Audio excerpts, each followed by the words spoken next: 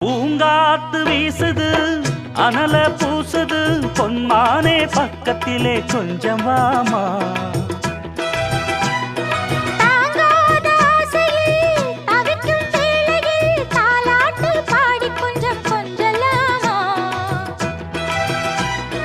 சேலை கட்டும் நந்தவனம் நீயா, செம்பருத்தி பூவுக்கு நீ தாயா.